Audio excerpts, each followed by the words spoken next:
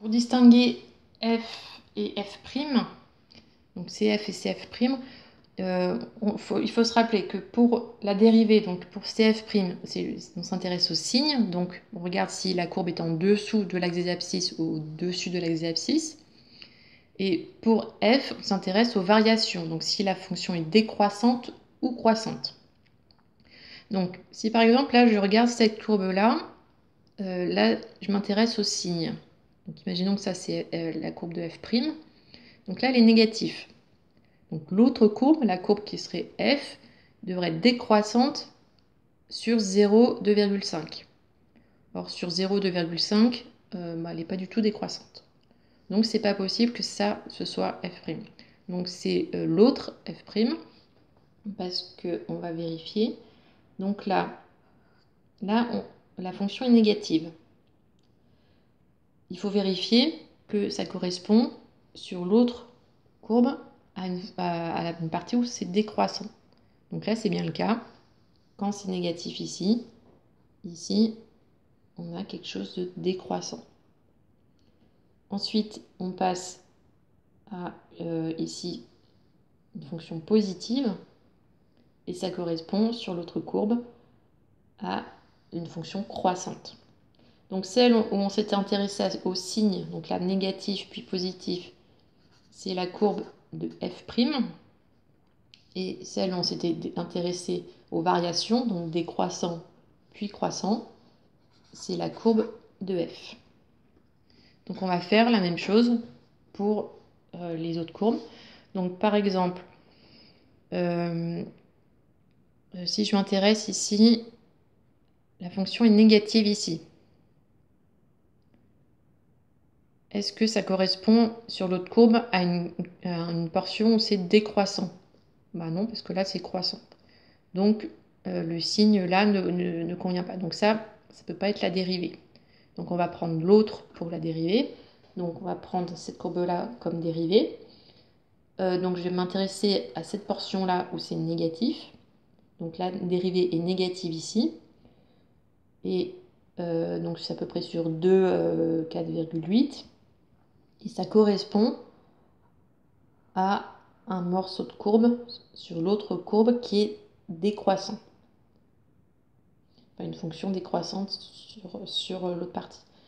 Là où la dérivée est positive, ici, ça correspond à un morceau qui est croissant. Ici, la dérivée est positive, ça correspond à un morceau qui est croissant. Là, la dérivée est négative, ça correspond à un morceau qui est décroissant. Donc, il y a bien correspondance. Donc là, on a regardé le signe sur cette courbe-là. Donc, du coup, là, c'est la dérivée. Là, on a regardé les variations, décroissant, croissant, décroissant. Donc là, c'est la fonction. Ensuite, ici, si je regarde par exemple, ici c'est négatif, entre moins 2 et 0,6. Et donc sur l'autre courbe,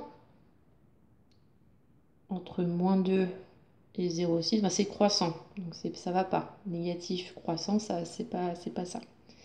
Donc on ne va pas prendre ça comme dérivée, on va prendre l'autre courbe. Donc on va dire que ça c'est la dérivée. Donc si je m'intéresse au signe de la dérivée, donc là c'est négatif. Sur l'autre courbe, c'est décroissant. Donc ça correspond bien. Après, ça passe au-dessus de l'axe des abscisses. Donc là, la fonction est positive. Et ça correspond à une fonction, enfin sur l'autre courbe, une partie où c'est croissant. Donc ça correspond bien. Donc là, on avait regardé le signe. Donc là, on a regardé le signe, c'est f'. Et là, on a regardé les variations, c'est f. Ensuite, ici, par exemple, ici, là, c'est positif. On est au-dessus de l'axe des abscisses, entre à peu près moins 1,5 et 2. Donc, si la dérivée est positive, la fonction devrait être croissante. Alors là, on est décroissant. Donc, ça ne va pas du tout. Donc, j'avais dit ça comme dérivée. Donc, je vais prendre le contraire. Je vais prendre, par exemple, ça pour la dérivée. Je m'intéresse au signe ici qui est positif.